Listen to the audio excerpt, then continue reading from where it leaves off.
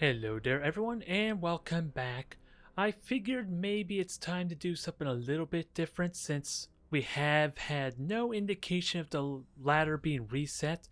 So I think what I'm going to do for the next series of videos, maybe 2, maybe 3 weeks, we'll see how this progresses, on trying yet again to get my legendary ranking with the Imperial Navy, which in all honesty, with how close I am getting to this, that may not be very long, so don't worry. If you want to see specific other matchups, it's possible I may even get this right away. It depends on the matchups and how the MMR and ranking even works on accelerating my progress. So I don't expect this to hopefully be too long.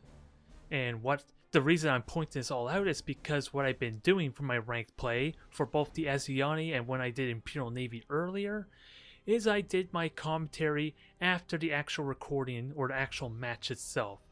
So, in theory, it allows me to focus more on the match itself rather than trying to multitask if you haven't seen those type of videos before.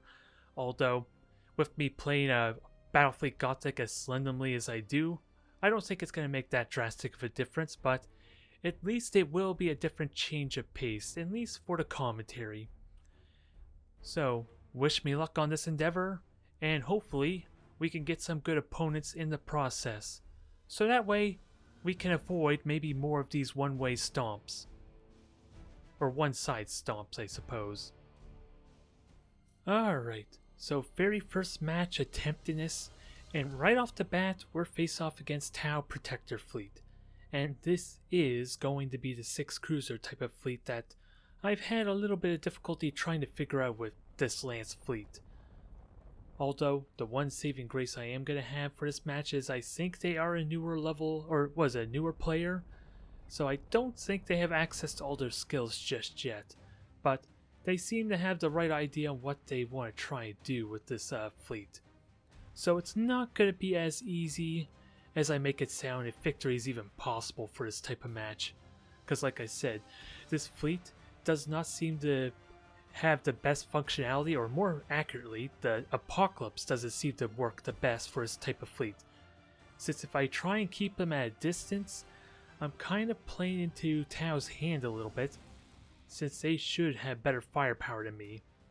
Especially at range, especially with bombers and seeker missiles to complement that, whereas my torpedoes and ramming spurs and heavy prow really encourage me to get in close and get in aggressive if I don't feel like I can get free damage at range with my lances. So, it is something I need to fine tune a bit, and what I'm going to be experimenting with is the micro warp jump. I had tried doing this once before, and being scatterbrained or really stupid, I kind of forgot to use it one time before when I jumped into my ranked attempts. But right off the bat, there's the emission dissipator, there's the 6 cruisers. I kind of already know what to expect. It's just an honest question of what if the deck is prioritizing deck's a good idea or not. That I'm a little bit uncertain of for the time being, but if we didn't need any more confirmation, we already had it there with the fighters being launched. So, I am willingly going to let them come at me since I don't really have the convenience to hide myself in a gas cloud. I am boosting the Apocalypse to try and see if it's possible. Interestingly though, they decide to have the beacon, which I suppose may be a sign of them having not all their skills unlocked, or maybe it might be used to keep me from taking advantage of these gas clouds. Hard to really say, and there aren't very many spots for me to use cover anyway that the beacon doesn't already cover if it's aimed properly. And I fall back on, I second guessed my attempt to try and go into the gas cloud. My Apocalypse clearly would not have made it in time. So I'm going to try and have my fleet grouped up together there. Try to anyway. We have location 1 of the frigates there, but I honestly pay no attention to it anyway, since I am going to be trying to get aggressive with my cruisers, and ideally, use this Apocalypse as bait. And it's apparently going to be serving its role. Hell, that one frigate, I am deliberately pulling it back for a micro warp jump into the gas cloud. I'm just watching very closely for the seeker missiles to get launched. That's my main concern right now. I'm watching, I see the railguns firing, but of course, like I already said, I'm waiting for the secret missiles, and I even pay attention to how many point defense are left on my ship. The Apocalypse is down to 3-point defense, it just loses all of them now. And upon audio cue of the secret missiles, I just warp it on out. Try to anyway, although I'm in a bad position to kind of run them down, sadly, with the cruisers. But I don't think I'm quite in range either because of the brace for impact stance I'm currently on either. I start off with lock-on stance, which may have been a mistake, because I could have had brace for impact up all this time, and then switch on over to the lock-on for when it was needed. And a little bit of a mistake here. Well, I did launch fighters. Maybe I could have launched them earlier, because apparently the fighters, all those 6 squadrons, were basically shooting at the torpedoes. So this may not be nearly as effective as I want it to be. Never mind the fact that they are doing a world of damage to me already with the railguns alone. But surprisingly, I fired a Novacan. I was expecting them to just dodge on out as I rotate and shuffle my ships around to kind of spread out the damage a bit. And I am going to get my close range engagement. I think I use my summary execution. I honestly can't remember. Or I just burn out my combustion gauge completely.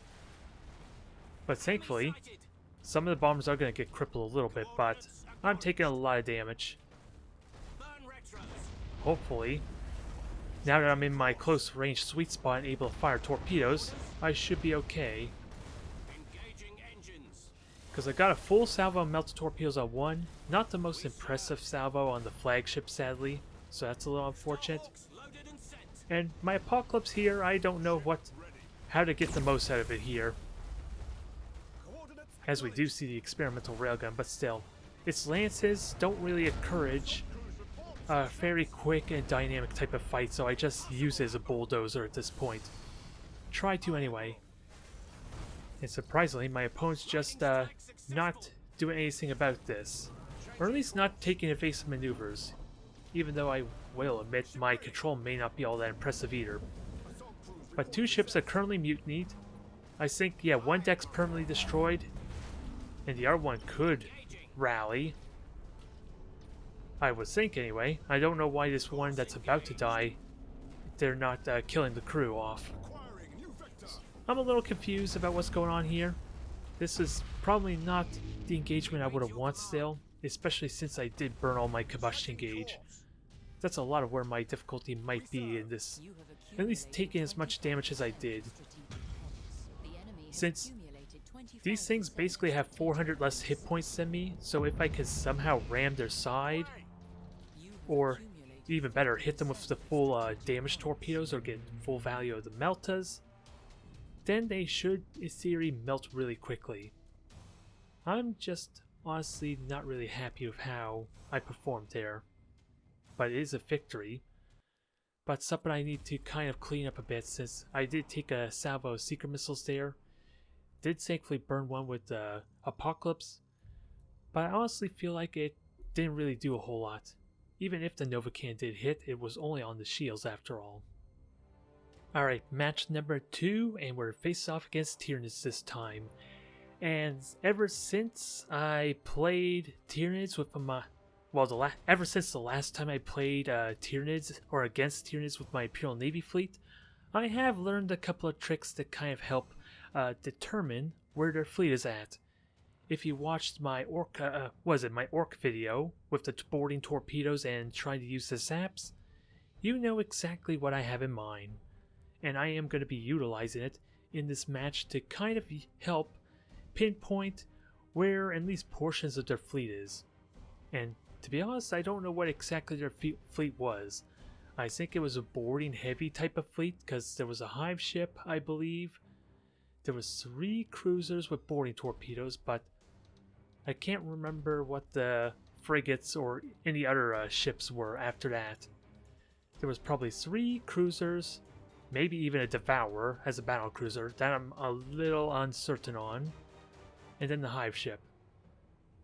But either way, What I have in mind is I'm gonna try launching these torpedoes as soon as the match starts, and hell, you even can see me right now, trying to adjust my heading a little bit so that way the torpedoes are likely gonna get as wide of a spread as possible.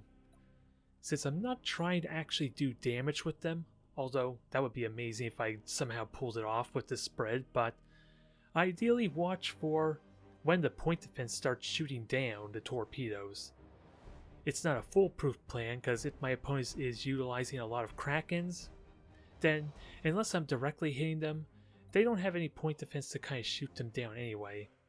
So there's still room for certain disaster if I am not prepared for like 5 or 6 Krakens just rushing me. But that's the idea here. That's why I have them kind of their heading all changed on the deployment here. It's not perfect. There are a bit of blind spots, I believe, which I notice as the match is going on. But that's the strategy here. And with the beacon and the dictator to launch fighters, it should possibly be almost impossible for me to at least not get a read on where some of their ships are.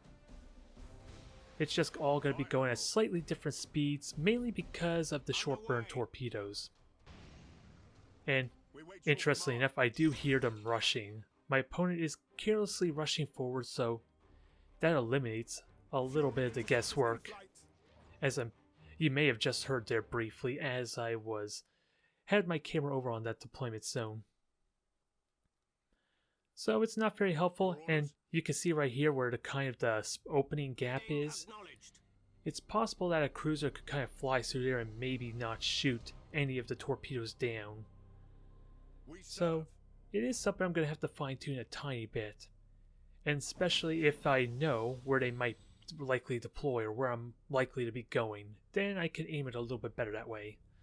And we saw the Devourer, so that confirms there was at least one battle cruiser. I see a handful of torpedoes getting shot down there, so that's a perfect tell for me, isn't it? Multiple torpedoes getting shot down at once in different areas. So I'm pretty confident there's more than just the Devourer. Hell, the fighters even give it away too.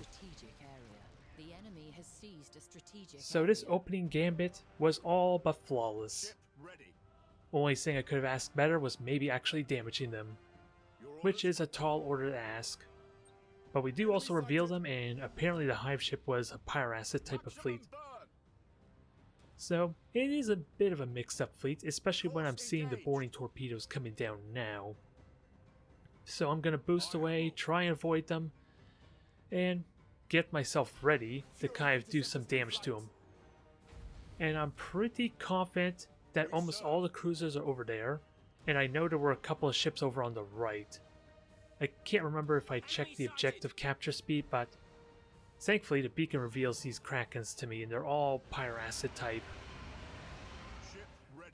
So it's a weird mix here, not the most optimized, at least for trying to win through a specific route.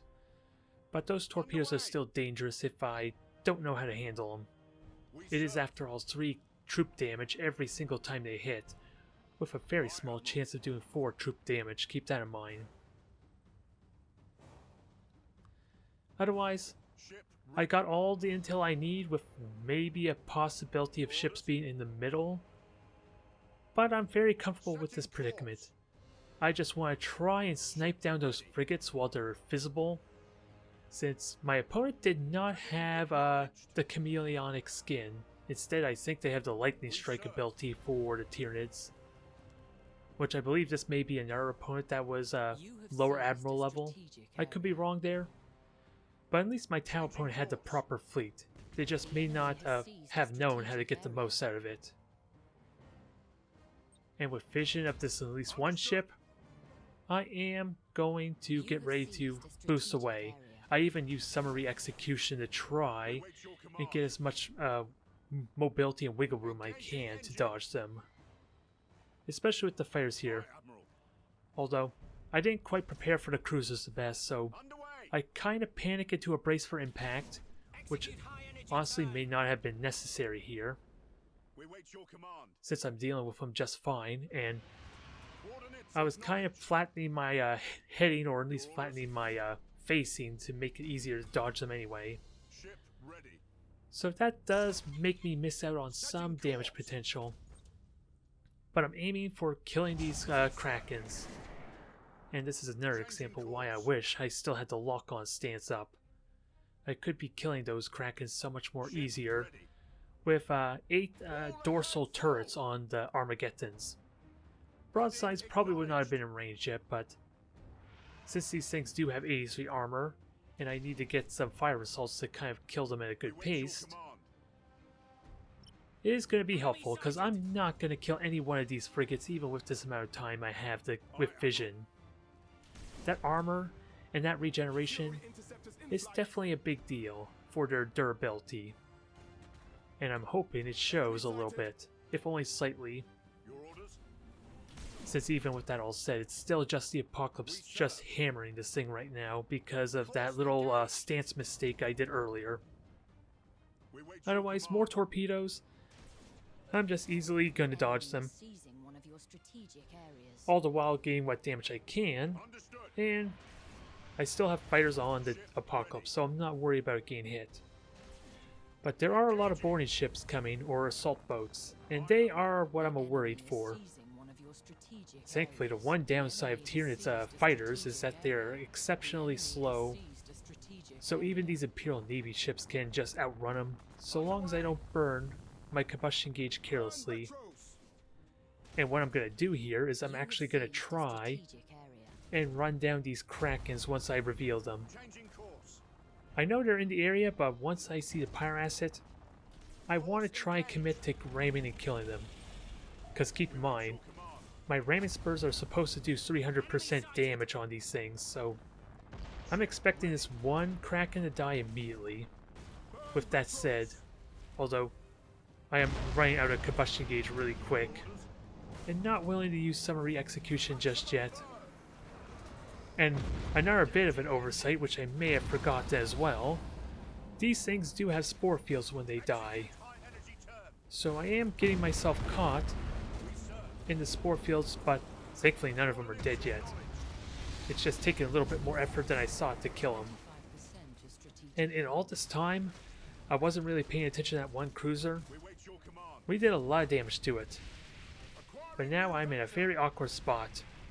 I turned to try and minimize the damage of the torpedoes, and with the flagship jumping in there, I am going to try and run this thing down with, or do as much damage as possible. Although right now, my cruisers are in a terrible spot, especially with another frigate about to die to slow me down even further. Keep that in mind. So it's not quite the best heading I could have, but I am trying to get ready for a torpedo, but since I can't get here, I'm just gonna ram it.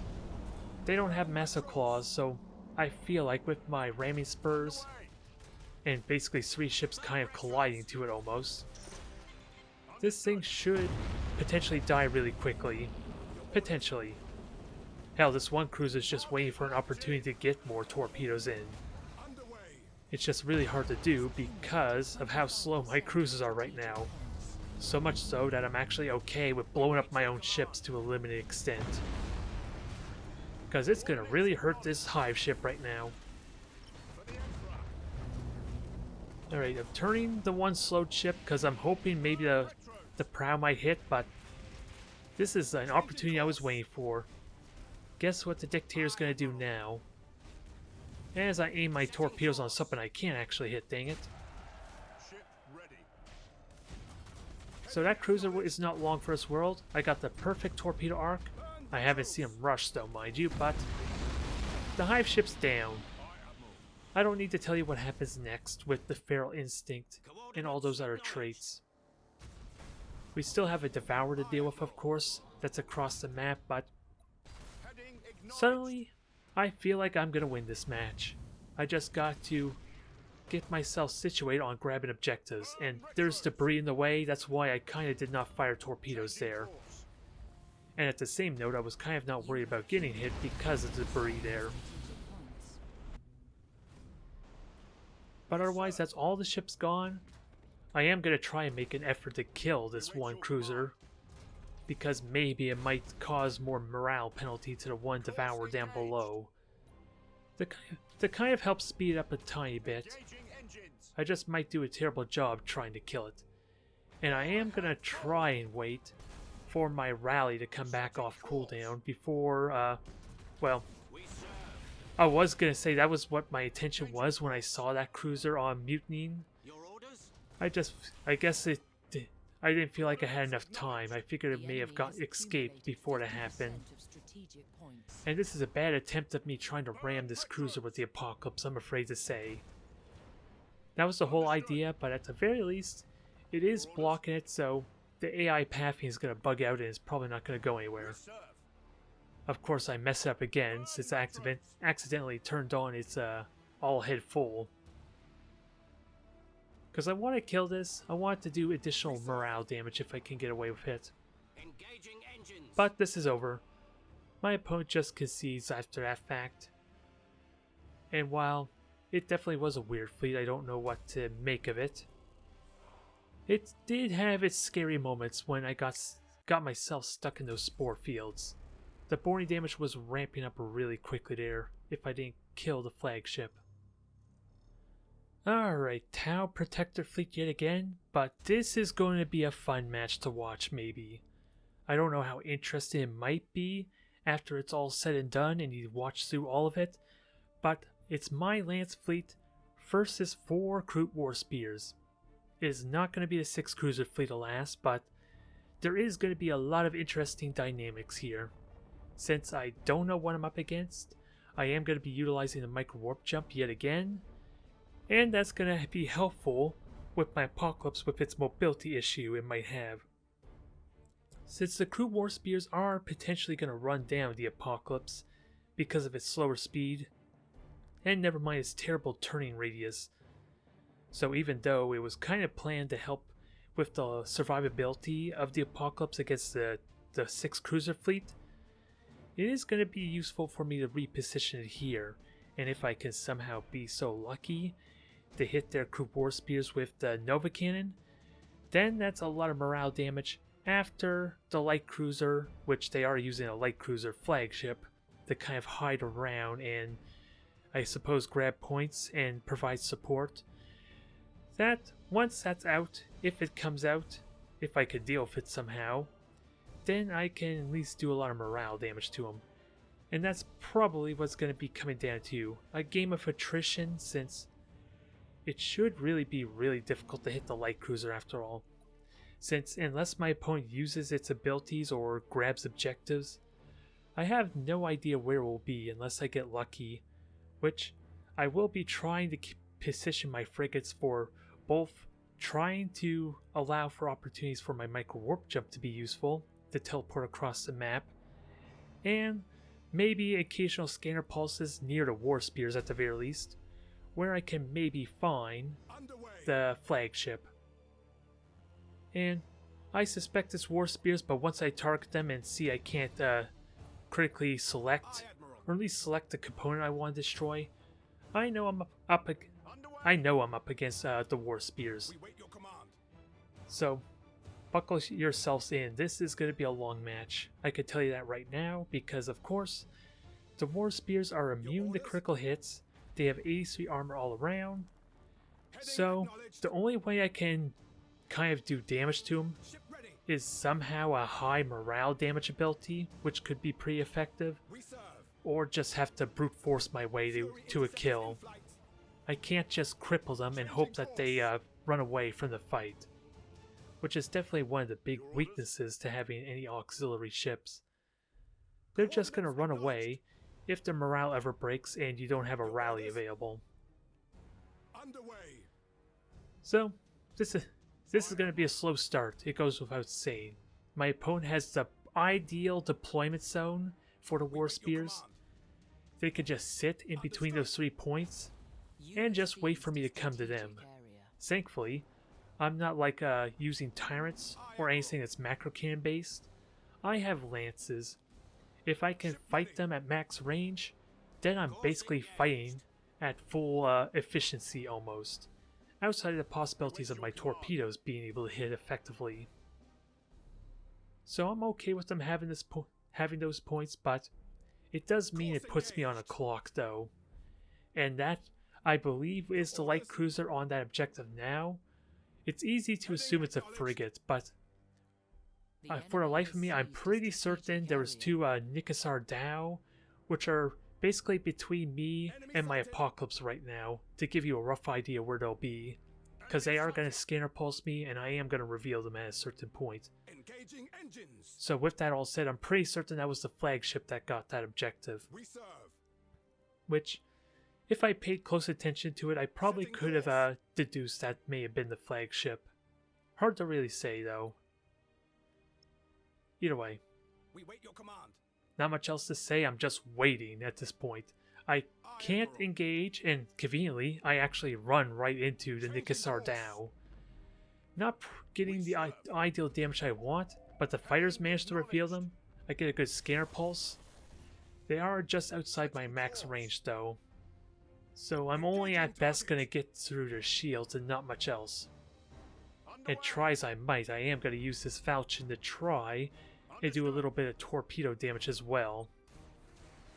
There is a tiny bit of latency, so that may have been a factor, that shot, but later on you'll clearly see how latency makes me miss a torpedo shot. You have seized a strategic area. Either way, like I said, I only barely get through the shields and not much else.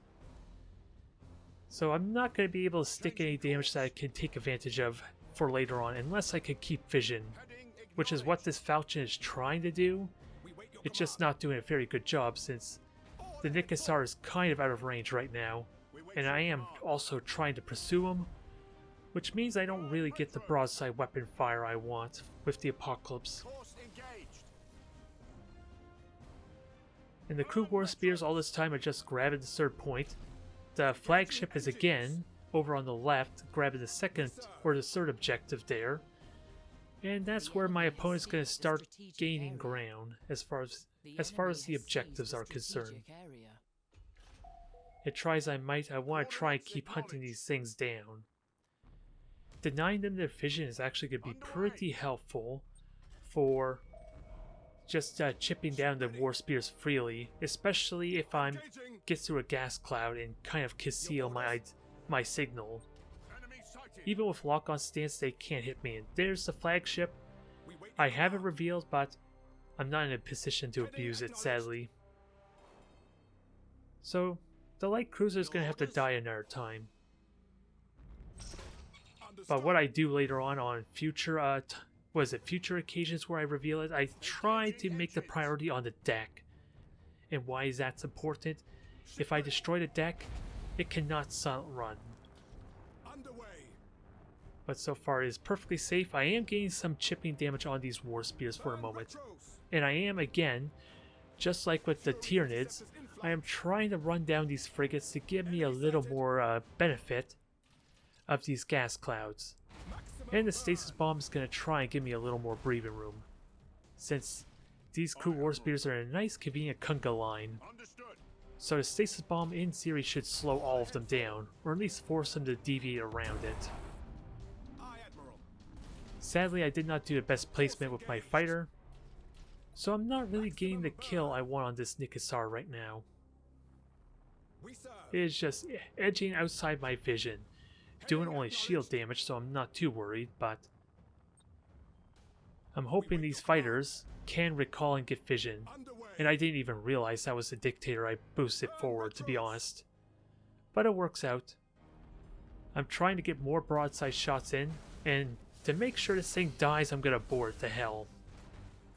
Because my boring damage is not going to be nearly as impactful against the war spears, but it was probably at the same time massive overkill.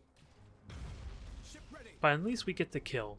It is down, and there's only one more frigate to deal with at this point. And we are doing a respectable amount of damage to that one war spear, but they are within firing range now, practically, if they want to lock on. That's the only benefit I have here. They're more paranoid about me doing damage and maybe rushing them down with torpedoes, that they haven't bothered to do their lock-on stance. And thankfully that's helping nicely, especially with the combination of the stasis bomb to kind of slow them down when they're in such a tight clump as well. Although, kind of like how I was hinting at the frigates, destroying them would be helpful to give me the advantage with this cover. Now the crew war spears are utilizing it. So it's becoming a little annoying there, but I'm going to try and at least reveal one of them so I can continue to do damage to him. Even if it may be one that's at full health still. Otherwise, as this was happening, my second frigate is way over on the left. It is actually being encountered by the second Nicassar down, and this is where the latency probably screws me over. I felt like those torpedoes should have been on the mark, but I did miss, probably because of that slight bit of latency. And I am sadly going to lose this first falchion, which is a big blow to me because I won't be able to harass these war spears until I reveal them, so this is what I have in mind. Since the war spears are over here, and they don't have a mission dissipator, that's a lot of the reason why I'm doing this. The Apocalypse is just going to steal the points from right under their nose. And if he wants to try and respond to this, at least quickly, he has to reveal himself to me. I sadly did a terrible job placing the Apocalypse because it's not actually helping against this Nicassar right now. And I think I got too close with torpedoes, so that's another torpedo salvo that whiffed. But I tried to take a little more care to make sure it was accurate, which is what happened there mostly. And I did rush a little bit too much, or too quickly on that objective, but I did thankfully neutralize it, so that helps. And again, I'm just going to neutralize these points, ideally capture them, since my opponent doesn't have a big lead right now. And it's working out well, because my opponent just revealed his ships because of this maneuver. And I do see the beacon, but I don't really think much on it, but you can tell that's where the light cruiser currently is at, with the rest of the fleet. So I want to say this gambit paid off nicely, especially if there's no ship to kind of retaliate to this. And I even used the summary execution to kind of prepare for getting my Apocalypse out of there. And finally I get this Nicassar down. Nearly lose my own falchion, but at least the brace for impact made the difference there. And keep in mind, these things do have brace for impact, so in retrospect I probably should have launched fighters first to kind of allow for these torpedoes to not get shot down very quickly. Never mind the fact they're immune to critical hits too. But I do get a couple of hits. I believe one of them was also melted torpedoes. No, they were just regular damaged torpedoes. But it's nice softening them up damage. Or nice chipping damage anyway. And I'm trying to stall for this next micro warp jump, while paying attention to where these war spears are going. Because he just started coming down towards me, then he's moving back to the Apocalypse. Can't quite make up their mind, and thankfully I get to see where the light cruiser is because of this too. They are using a repair drone, so that's going to mitigate a good amount of damage. But at the same time, they only have 2 repair drone charges with the light cruiser. And I took no damage at all myself. It's just my frigate I need to be very careful about getting killed. And I think this time I have 1 salvo of melted torpedoes. And I think I actually hit the light cruiser a bit there too. But that torpedo salvo actually struck true. Just not a lot of damage outside the fire assaults. But they immediately repair it. That's not the most exciting thing. Unless I can follow it up. So I should realistically be trying to save those melted torpedoes for when I know they're going to do damage. And thankfully, this is the biggest mistake my opponent just did. They are pushing forward with the light cruiser, it is marked, and I am prioritizing that deck. Remember, it is a light cruiser, so it has no critical hit resistance, which means I get the full benefit of my critical hits on my weapons, and if that deck's destroyed, it loses its silent running. And at the same time, let me do another micro warp jump to get the Apocalypse out of the way. It did its job, and already, it was a lot quicker than I expected. The deck's destroyed. Although I do need to be a little bit quicker because I do change my priority once I see him go to the gas cloud. about trying to cripple the engines. I was a little bit slow on that. I probably should have done it right away, because I do it right now, I believe. Yep. And that's to slow them down, and ideally, if it does a temporary damage, it might force a repair on it as well, which means any future critical hits, like what we see here, might stick. And the Falchion is going to take full advantage of that, because now, no emergency repairs, and I'm going to fire 2 melted torpedoes up his ass. And both of them are going to connect. Why is this a big deal? Why do I make a big deal of it when it has so much health still? Because that's going to break its morale. It's actually going to do enough fire damage, especially with those final few lance shots I just did. That light cruiser is going to depart from the battlefield pretty soon, even though I'm not going to see it. I'm going to be a little bit uncertain if it's still alive or its morale broke, to be honest, up until I see the message, but it burnt the second charge of its repair drones as well. And again, its deck's destroyed. Until it comes out of that gas cloud, I know where it is at all times, so I can prepare for maybe another frigate run by with it. Sadly, I don't hit it with the scanner pulse like I was hoping there, but we still got a lot of work ahead of us. I do thankfully benefit nicely because of my maneuver to grab all the objectives behind them, so I do have a nice healthy point lead at least. So the Mike Warp Jump alone is maybe MVP for this type of match, just because it allowed me to get that lead. Paying no attention to the fact I embarrassed myself by running into a celestial body, but it happened. Thankfully with very little damage, because that could have been a disaster if those war spears came at me. And there's the message. The flagship disengaged. I actually caught that. So now I am making preparations on committing to this engagement. Especially since my opponent is now on a reload stance, keep that in mind. I did not think much of it here. I just know that they lost the morale bonus. My melted torpedoes are going to be amazing if I can hit them when the repairs are down. And they already lost a good amount of health. Although they do have the upgrade to, the Seeker turrets. That is something to keep in mind. Their point defense are going to do damage to me when I get in close. So I can't be careless about this engagement, but I'm planning on committing now. And I'm firing torpedoes one at a time to try and make it stick. And right off the bat, that's a very promising result. 6 fires. The morale is melting immediately. And hell, even before the fleet gets into full engagement, this thing's already broken. Now we're on to the second target while maybe destroying the ship for a little bit additional morale damage. Salvo number 2 connects beautifully because the fleet is kind of separated at this point.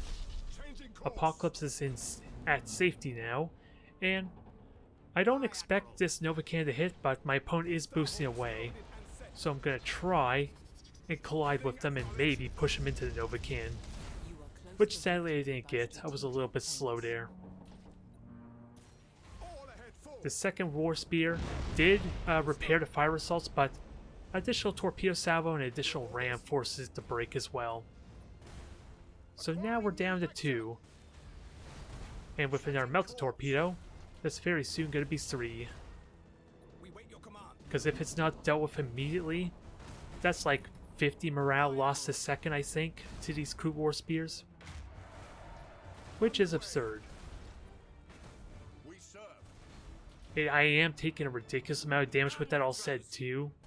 Thankfully, 3 of my cruisers are still in good shape, but this could easily end out badly for me. And take a brief moment to enjoy the Apocalypse and its full arc of fire with every single weaponry. We may have missed it because the match has already ended, but I caught it during the match. Watching 6 lance batteries fire all at once is a sight to behold. And that is a match I could be happy with. Maybe not a very eventful one, but a good one.